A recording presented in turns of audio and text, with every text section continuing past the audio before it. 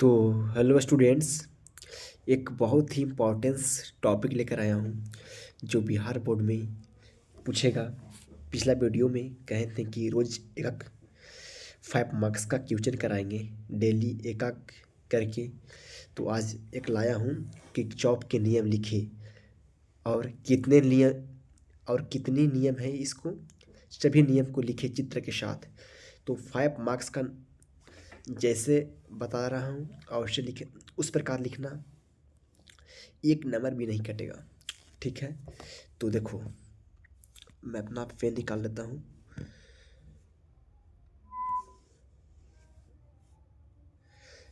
हाँ, तो कह रहा है कि विद्युतीय परिपथ के किसी संधि पर कुल धाराओं का बीजगणितीय योग शून्य होता है। संधि कहने का मतलब क्या हो गया? तुम लोग 8 मंथ से पढ़ रहा होगा तो पता होगा, नहीं जानता है तो सब समस्या का समाधान कर देंगे। हम कहें संधि मीन्स क्या होता है कि सर पढ़ लिए, विद्युतीय परिपथ के किसी संधि पर कुल धाराओं का बीजगणितीय योग शून्य होता है। तो विद्युत का जो रास्ता है किसी संधि पर संधि पर मतलब देखो, हाँ, जैसे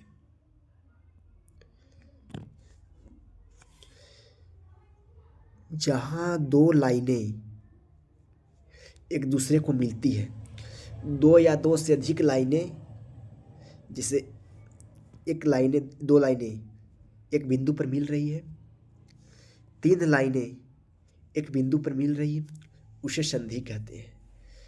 तो इसलिए कहा गया है कि विद्युतीय परिपथ के किसी संधि पर कोई भी संधि हो, ऐसा हो या ऐसा हो, या तो ऐसा और ऐसा हो, किसी प्रकार रेखा दो या दो से अधिक हो और यहाँ पे मिल रहा है, वहाँ संधि कहलाता है।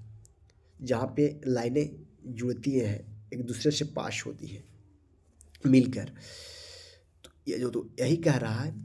पहले इसे लिखना, क्वेश्चन देगा कि किरचॉफ का नियम क्या है, तो लिखना विद्युतीय परिपथ के किसी संधि पर कुल धाराओं का बीजगणितीय योग शून्य होता है। किरचॉफ का पहला नियम यह है, किरचॉफ का नियम पहला नियम और दूसरा नियम लिखना। तो पहला नियम में लिखना विद्युतीय परिपथ के किसी संधि पर कुल धाराओं का बीजगणितीय योग शून्य होता है। अब चित्र में देखो, जो धारा संधि की ओर आ रहा है उसे धनात्मक, जैसे जो धारा आ रहा है वो धनात्मक और जो संधि से जा रहा है वो ऋणात्मक।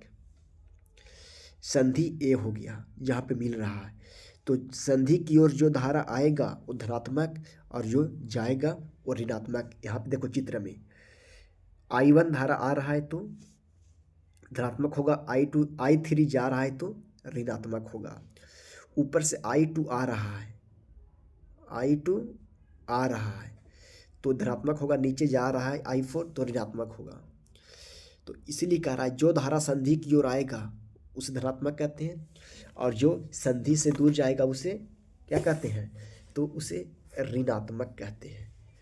तो दो लिखना, पहला किरचॉफ का पहला नियम डैश देकर लिखना किरचॉफ के दो नियम हैं। पहला नियम यह है विद्युतीय परिपथ के किसी संधि पर कुल धाराओं का बीजगणितीय योग शून्य होता है। फिर जी परिपाटी लिखना, फिर चित्र पार देना। इसे यहाँ तक समझ में पक्का आ गया होगा, पूरा विश्वास है। अब जो यहाँ बताए वहाँ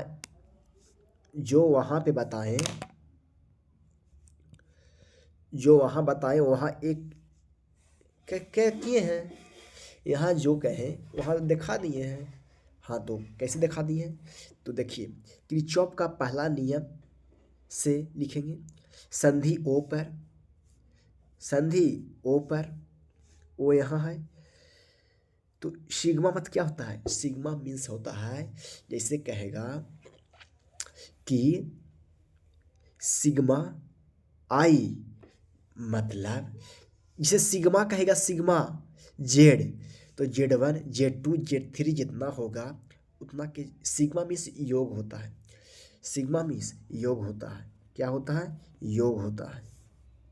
तो जोड़ देंगे, हाँ, तो टाइम पास ना करते हुए चलो बताते हैं। तो सिग्मा आई मतलब आई जो जितना धारा है उतना का जोड़ देंगे। तो I1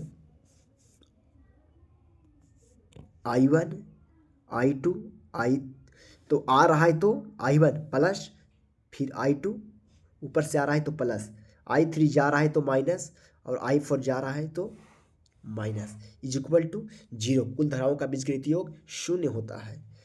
तो I1 plus I2 is equal to I3 और I4 उधर चला जाएगा। तो आने वाला धारा इज इक्वल टू जाने वाला धारा, अर्थात अगर धारा 5 आया तो 5 चला गया, तो बचा कितना? कुल धाराओं का बीजगणित योग। अगर आया 5 और गया 5 तो -5 हो जाएगा, +5 हो जाएगा, इसको जोड़ देंगे तो आ जाएगा 0। तो यही कह रहा है, ठीक है। और किरचॉफ के पहला नियम से आवेश का संरक्षी होता है।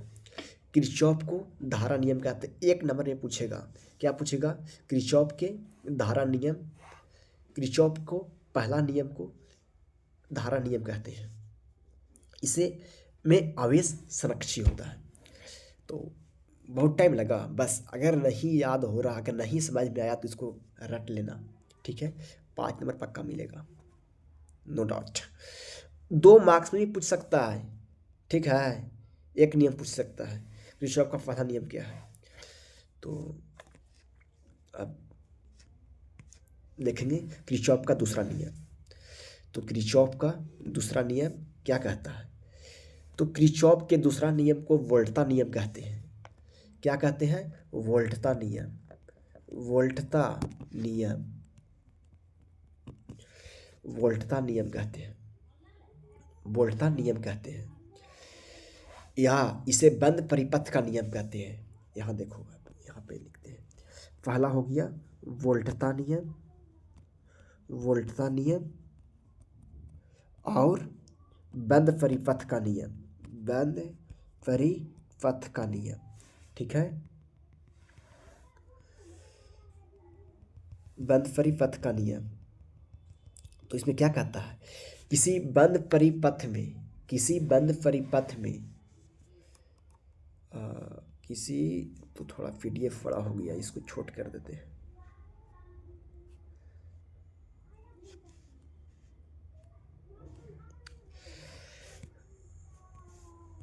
किसी बंद परिपथ में, ये एक बंद परिपथ है ना जी, कहूँ से नजर आ रहा है कि खुला हुआ है, ठीक है। किसी बंद परिपथ में धारा और प्रतिरोध के गुणनफल,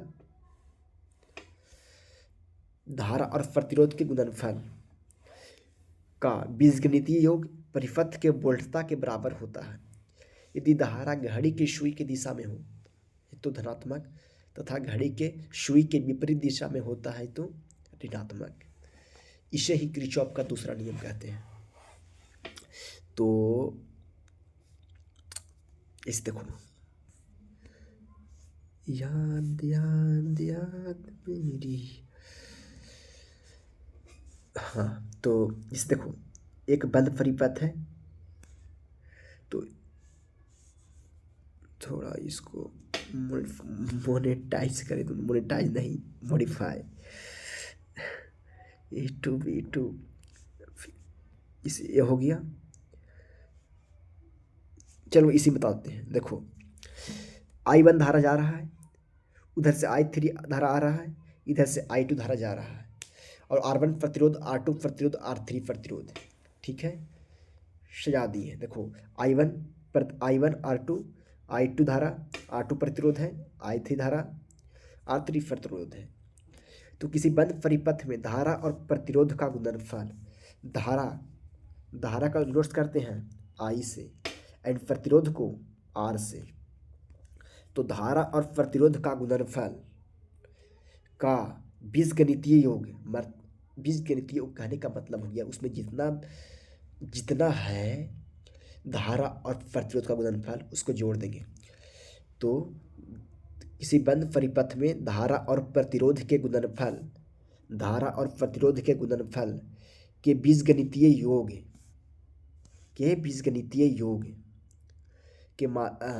योग के परिपथ के वोल्टता के बराबर होता है।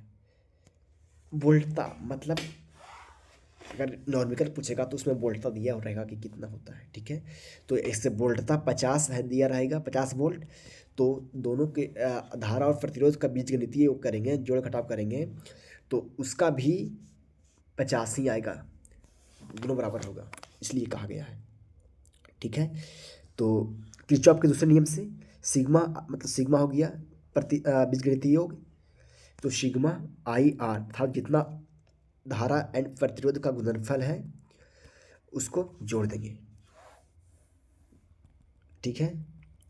हाँ, और क्या कह रहा है, एक घड़ी है, जो धारा घड़ी के सुई की दिशा में होता है धनात्मक, घड़ी कैसे घूमती है, ऐसे ऐसे ऐसे, अर्थात देखो ऐसे, हाँ, घड़ी ऐसे घूमता है। तो जो धारा घड़ी के सुई की दिशा में है, तो I3 और R3 धारा जो है ऐसे घूम रहा है कि नहीं, देखो तो ऐसे, और I1 और I2 धारा ऊपर जा रहा है, तो ऐसे ऐसे ऐसे ऊपर जा रहा है। लेकिन I2 और R3 धारा जो है, R2 धारा है, I/2 एंड R2 प्रतिरोध है, वो इधर जा रहा है। तो ये प्लस ये प्लस और ये माइनस, इन दोनों का गुणनफल और I2 और R2 प्रतिरोध का गुणनफल ई प्लस में होगा, क्योंकि घड़ी की सुई की दिशा में ई प्लस में होगा और ये माइनस में होगा, ठीक है। तो किरचॉफ के दूसरे नियम से, क्योंकि यहाँ साफ लिखा हुआ है कि बीजगणितीय योग वोल्टता के बराबर होता है, तो sigma I R is equal to V, तो I/R1 माइनस I2, क्योंकि प्लस है घड़ी की दिशा में है, ये माइनस है घड़ी की विपरीत दिशा में है, प्लस I3/R3 है ने,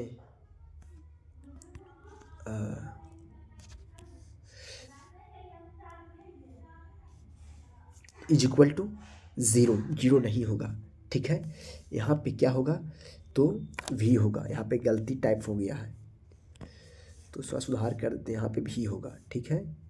क्या होगा, तो भी होगा, वोल्टता के बराबर होता है। इतना कर दिया तो पक्का है कि मिल जाएगा कितना नंबर, 5 मार्क्स का नंबर। और लिख देना कि किरचॉफ के दूसरे नियम में ऊर्जा का संरक्षण होता है। किस चीज़ का संरक्षण होता है, ऊर्जा का, किस चीज़ का, ऊर्जा का, हाथ दिखा नीचे टाइप किया हुआ है PDF में, किरचॉफ के दूसरे नियम में ऊर्जा का संरक्षण होता है। तो ऐसा अगर थोड़ा ऐसा बोल दिया तो समझ में आया तो लाइक करना, सब्सक्राइब करना, ताकि पढ़ाई से तुम लोग खुश रहो, पढ़ाने से हम खुश रहें, और कुछ सब्सक्राइबर एंड लाइक देख कर भी मन खुश होए, ताकि वीडियो डालने में कोई बाधा ना हो। तो जय हिंद। हाँ, कैसा लगा कमेंट करके बताना, और ऐसे ही रोज डालेंगे, मज़ा आएगा। जय हिंद।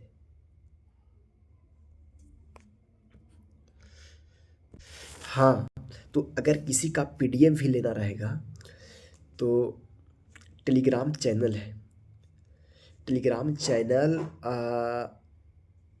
नीचे रहेगा, ठीक है, उसमें जाकर अपना लेना PDF, और 10 का 10 लिख देना, 5 मार्क्स देगा यार, मज़ा आएगा, एक नंबर भी नहीं काटेगा।